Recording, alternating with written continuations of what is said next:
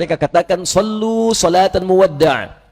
Ayo salat dan rasakan mungkin ini salat perpisahan, salat terakhir kita yang kita tunaikan. Rumus ini diambil di Quran surah kedua Al-Baqarah ayat ke-45 sampai 46. Di ayat 45 Allah memberikan gambaran orang khusyuk. Ya, wasta'inu bis-sabri was-salah wa innaha lakabiratun illa 'alal khashi'in. Kalau Anda punya masalah dalam hidup, kata Allah, jangan mengeluh. Ayo minta solusi kepada Allah. Pertama, terima dengan sabar. Menerima dengan sabar memberikan ketentraman pada jiwa. Minimal jiwa tenang dulu walaupun solusi belum datang. Jiwa yang gelisah hanya akan menghadirkan keresahan dan sikap yang tidak penting, sehingga melahirkan hal-hal yang tidak kondusif.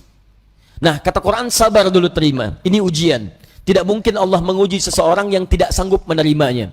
Kaidahnya mengatakan, la yukallifullahu nafsan illa wus'aha. Allah hanya akan menguji seorang hamba kalau dia sanggup menerimanya. Kalau Anda sekarang bawa masalah yang sangat besar, itu hanya Anda yang sanggup, yang lain tidak. Makanya Anda yang diuji, bukan orang lain. Terima dengan sabar, ada pahala di dalamnya. Bukankah Anda ingin dekat dengan Allah? Dekat dengan Allah itu kuncinya kesabaran. Karena itu Allah firmankan, innallaha ma'as sabirin. Quran surah kedua ayat 153. Sabar itu adalah kalimat pembuka ucapan selamat dari malaikat ketika menyambut para ahli surga. Bukankah Anda ingin masuk surga? Maka di Quran surah ke-13 ayat ke-24, malaikat disebutkan dalam Quran menyambut ahli surga. Pertama kali dengan kalimat sabar. Salamun alaikum bima sabartum fa ni'ma uqbad dar. Selamat ya, Anda sabar saat di dunia. Sabar. Dengan sabar ini Anda bisa masuk surga. Silahkan nikmati tempat yang belum pernah Anda nikmati dan rasakan sebelumnya. Sabar. Dan sabar itu selalu bersanding dengan ujian. Quran surah kedua Al-Baqarah ayat 155. Ya, walanabluwannakum bisyai'in minal khauf wal ju' wa naqsin minal amwal wal anfus wath thamarat wa basyiris sabirin. Setiap yang hidup akan kami uji dengan berbagai persoalan kehidupan. Bukan untuk membebani, kata Allah, tapi meningkatkan kualitas kehidupan. Sebab seorang yang tidak diuji tidak akan ketahuan peningkatan kualitas hidupnya. Anak SD yang tidak ujian sulit bagaimana mengukur kapasitas ilmunya untuk layak masuk SMP.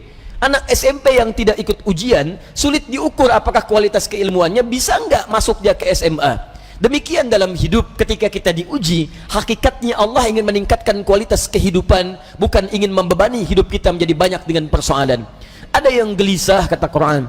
Ada yang kemudian berkurang harta benda. Ada yang makanannya kemudian belum didapati. Ada yang sakit sampai dengan wafat. Ada yang proyeknya mungkin diambil oleh orang lain. Tapi kata Allah, berbahagialah ketika Anda diuji dengan itu semua. Hal yang Anda lakukan pertama kali adalah sabar. Wa basyiris sabirin, sabar. Tapi yang paling menarik, sabar itu tidak mudah. Tapi ada yang lebih susah dibandingkan dengan sabar, yaitu khusyuk. Khusyuk. Karena itu ketika Allah menyandingkan sabar dengan khusyuk, wasta'inu bis-sabri was-salah. Jika Anda punya masalah, terima dulu dengan sabar, minta tolong lewat salat. Tapi salat tidak mudah, illa 'alal khashi'in, kecuali bagi orang khusyuk. Khusyuk lebih sulit dibandingkan dengan sabar. Ketika Allah sandingkan antara sabar dengan khusyuk dalam salat, maka kata gantinya hanya menunjuk kepada salat. Wa innaha, bukan wa innahu. Ha, dhamirnya muannats. Salat ujungnya tak marbutah, menunjuk pada muannats. Maka kata Allah, menunaikan salat dengan khusyuk itu lebih sulit dibandingkan sabar, sekedar sabar menerima ujian. Kenapa? Dalam sabar kita masih bisa mengingat sesuatu yang ingin kita ingat. Dalam salat yang tidak ingin Anda ingat bisa diingat. Silahkan cek Abu Dawud nomor hadis 857. Ketika Anda bertakbir mengucapkan Allahu Akbar, disitulah kata Nabi, setan akan membisikkan pada jiwa Anda, uzkur kada, uzkur kada. Ibu kalau belum takbir, Bu, biasa aja. Tapi begitu ibu mengucapkan Allahu Akbar, kata Nabi, setan di situ mulai bekerja. Ingat ini ya, ingat itu ya. Gak percaya silahkan nanti zuhur, Bu. Begitu ibu takbir, handphone, ingat WhatsApp belum dibalas, miss call belum dijawab, entah itu khairayara atau miss call syarayara. Mesti ingat tuh. Bahkan kata-kata saya ini ibu akan ingat tuh. Begitu ibu takbir, mulai bekerja. Ingat ya, kata Ustaz Adi, setan akan bisikin tuh. Itu setan, Bu, bukan saya. Muncul dia. Ya, hatta la yash'ural musalli kam rak'atan yusalli. Sampai-sampai orang sholat, kata Nabi nih, kalau Nabi bicara pasti akan terbukti. Sampai-sampai orang sholat, ada yang tidak sadar berapa rakaat sedang menunaikan sholatnya. Oh, muncul. Nah, kalau anda ingin khusyuk bagaimana caranya? Ayat 46 yang mengatakan, ini poin kita. Alladzina yadhunnuna annahum mulaqu rabbihim wa annahum ilaihi raji'un. Alladzina yadhunnuna annahum mulaqu rabbihim. Orang salat yang khusyuk itu sudah ketahuan kata Quran dari persiapannya. Dia bersiap untuk menjumpai Rabbnya. Tuh. Dia sudah punya persiapan menjumpai Rabbnya, Allah yang merawat dia, mengampuni dosanya, menyembuhkan dia saat sakit, memberikan kecukupannya, memaafkan salahnya, mengampuni dosanya, memberikan segala yang dibutuhkan. Maaf, pimpinan perusahaan saja hanya memberikan pada anda bekal kehidupan dari gaji atas pekerjaan yang anda lakukan. Anda sekarang diundang sama pimpinan jam 9 misalnya datang, bukankah persiapannya luar biasa? Mandi, cari pakaian yang bagus, ya, kemudian mohon maaf sekali, sepatunya pun sampai dibersihkan dulu, rapikan, datang dengan penampilan luar biasa. Nah, orang yang menghadap pencipta pimpinan, pencipta segalanya, Malikul Mulki, menghadap kepada Allah, itu kata Quran kelihatan dari sejak persiapan akan beda dengan yang lain. Jadi kalau menghadap manusia saja sudah bagus, menghadap Allah lain. Ketika tiba panggilan dari masjid, Quran surah ke-7 ayat 31, ya bani Adam khudhu zinatakum inda kulli masjid. Hei anak cucu Adam, kalau sudah tiba panggilan dari masjid, maka siapkan penampilan terbaikmu. Orang khusyuk beda. Begitu mendengar kalimat Allahu Akbar, persiapan sudah bagus. Nah, jadi kalau anda sedang merasakan persiapan seperti itu, maka ketahuilah Allah sedang mencintai anda karena sedang merasakan kekhusyuan dalam jiwa anda. Tapi kalau sebaliknya, dengar azan masih santai. Kok masih santai? Belum qomat. Dengar qomat belum siap-siap. Atau bahkan lebih dahsyat, dengar azan tapi sudah menolak. Allahu Akbar, kecilin volumenya. Wah, ini masalah. Dan kita doakan supaya mendapatkan pencerahan lebih baik, bukan dicela karena mungkin belum siap menerima nilai kebaikan, sehingga doa kita bisa memudahkan itu untuk didapatkan. Begitu cara merespon sesuatu. Jangan selalu keburukan yang terlihat direspon dengan cara yang lebih buruk, tidak. Ya, mencegah kemungkaran bukan dengan cara yang mungkar. Hal yang pertama kita lakukan, tumbuhkan sikap ma'ruf, nilai-nilai kebaikan yang dengan itu kemudian mendapatkan simpati yang lebih baik dari sebelumnya. Anda punya tetangga, tetangganya muslim, laki-laki, beriman kepada Allah, jarak dia ke masjid cuma 5 meter, ini masjid, ini rumah dia, speaker masjid menghadap ke rumahnya begini, ya. Tapi dengar adzan belum tergerak untuk ke masjid, nggak mau dia ke masjid, apa hukumnya? Hukum laki-laki beriman yang tidak mau ke masjid, rumahnya dekat dengan masjid, apa hukumnya?